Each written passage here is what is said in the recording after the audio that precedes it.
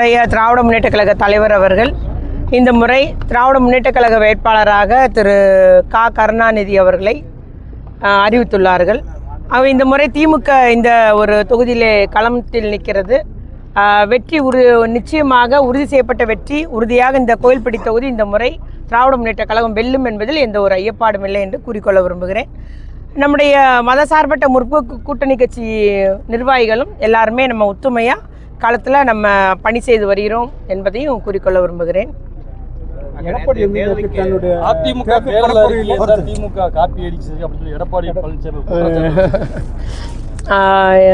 அது அவர் சொல்றது உண்மை இல்லைங்க. எதுக்கு சொல்றேன்னா, அவருடைய தேர்தல் அறிக்கையில் ஏற்கனவே நடைமுறையில் இருக்கும் திட்டத்தெல்லாம் போட்டிருந்தாருங்க. உதாரணத்துக்கு ஒன்று சொல்லணும்னா, நேற்று 29ஆம் தேதி தூத்துக்குடி விமான நிலையத்தில் இரவு போக்குவரத்து தொடங்கியிருக்கு. அவங்க தேர்தல் வாக்குறுதியில் தூத்துக்குடி விமான நிலையத்தில் இரவு போக்குவரத்து தொடங்குவோன்னு ஒரு வாக்குறுதி இருந்ததுங்க. ஏற்கனவே முடிவு செய்யப்பட்ட தேதி 29ஆம் தேதி. அதே மாதிரி புதிய ECR கிழக்கு கடற்கரை சாலை வழித்தடம் ஒன்று உருவாக்கப்பட்டுள்ளது. அது நம்முடைய பாராளுமன்ற உறுப்பினர் MP அவருடைய முயற்சினால் இந்த விமான நிலையம் இன்றைக்கி திறந்ததும் அப்படி தான், MP அக்கா தான். இந்த ECR வழித்தடமும் புதுசாக ஒன்று திருச்செந்தூரை டச் பண்ணி கன்னியாகுமரி வரைக்கும் புது வழித்தடம் ஒன்று உருவாக்கி வர்றாங்க. அது தேர்தல் அறிக்கையில் இருக்குதுங்க, புதிய வழித்தடம் ஒன்று உருவாக்கப்படும். இதே மாதிரி நம்முடைய செயல்பாட்டில் இருக்கிற தேர்தல் அறிக்கை எல்லாமே அவங்க தெரியாமல் யாரோ ப்ரிப்பேர் பண்ணது அப்படின்னு நாங்கள் நினச்சிக்கிட்டோம். அப்படி தான் இருக்குது. கிட்டத்தட்ட 12 ஐட்டத்துக்கு மேலே நான் எழுதி வச்சுருந்தேன். இந்த முழு தேர்தல் அறிக்கை அவங்க தேர்தலை நான் படிக்கலை.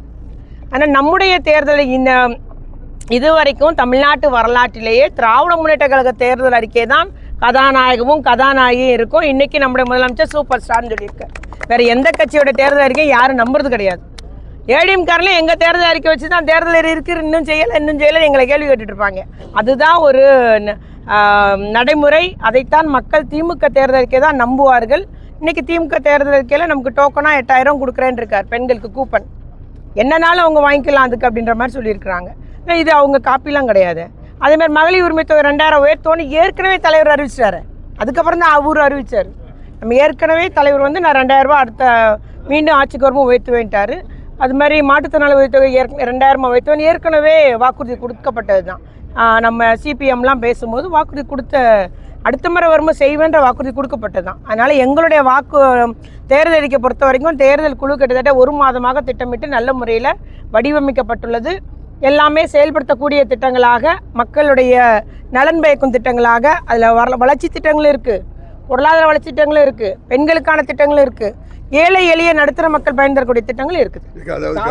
அதாவது இப்போ மார்க்கெட் பரிசையில் கொஞ்சம் அதிருப்தியாக இருக்காங்கன்னு சொல்லி ஒரு பேச்சு இருந்தால் இப்போ நீங்கள் மார்க்கெட்டை கேட்டிருக்கீங்க. உங்களுக்கு ஆதரவு எப்படி சொல்லியிருக்காங்க? ஆதரவு தரேன்னு சொல்லியிருக்காங்க. அந்த அதிருப்தின்றது எதிர்கட்சியினுடைய பொய் பிரச்சாரம். கருணான்னு என்ற வருமோ அவர் வந்துருமோ பேருன்றதுக்காக முன்னமே எதிர்கட்சி வேட்பாளர் இருக்கக்கூடியவங்க செய்த பொய் பிரச்சாரம். ஏன்னா நம்ம அன்றைக்கி மார்க்கெட் திறப்பு விழாக்கும் நம்ம ஒன்றிய எல்லாரும் தான் வந்திருந்தோம். இந்த மார்க்கெட் அமையிறதுக்கு திராவிட முன்னேற்ற கழக ஆட்சி நானாக இருந்தாலும் எல்லாருமே அப்பா அண்ணன் எல்லாம் நாங்கள் சேர்மன் எல்லாம் முழு ஒத்துழைப்பு தான் அன்றைக்கி இந்த மார்க்கெட் இங்கே உருவாகி வருது.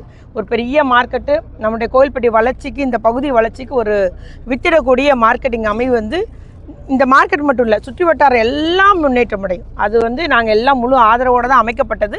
அவர்களுடைய எதிர்கட்சியினுடைய பொய் பிரச்சாரம். அதனால் இன்றைக்கி அவங்க பார்க்க வந்தோம். முழு ஆதரவு எப்போதும் போல் அவங்க அவருடைய ஆதரவு எங்களுக்கு உண்டுன்னு சொல்லியிருக்காங்க. தாவேக்கா 234 தொகுதியில் போட்டிருக்கோம். அது முக்கியமாக திமுகவுக்கு எதிர்ப்பாக நாங்கள் செயல்படுவோம் சொல்லி தன் கருத்தை பதிவு செஞ்சோம். இதை பற்றி நிலைப்பாடு சரி, கருத்தை பதிவு செய்திருக்காங்க. உங்களுடைய நிலைப்பாடு தெரியும் இல்லையா? தாவாக்கோட நிலைமை எந்த அளவுக்கு நாளுக்கு நாள் குறைந்து கொண்டே வருகிறது, கீழிறங்கி வருகிறது நம்ம எல்லாம் அறிவோம். வேட்பாளர் அவர்கள் தேடின கதை உங்களுக்கு தெரியும். RS முருகன் ஒருத்தர் எங்கள் கட்சியில் சீட்டு கேட்டார், கிடைக்கல. இன்றைக்கி தாவாக்கா வேட்பாளர். அதுபோல் நாராயணன் ஒருத்தர் நாங்குநேர் சீட்டு கேட்டார், அதிமுகவில் கிடைக்கல. இன்றைக்கி தாவாக்கா வேட்பாளர். ஆகவே தேடி பிடித்து வேட்பாளரை கொண்டு போகிறது அவருடைய நிலைமை என்னன்றது தெரியும். அவர் சொல்லிட்டே இருக்கட்டுங்க. தேர்தல் முடிஞ்சது அவர் உண்மை நிலைமை அறிவார்.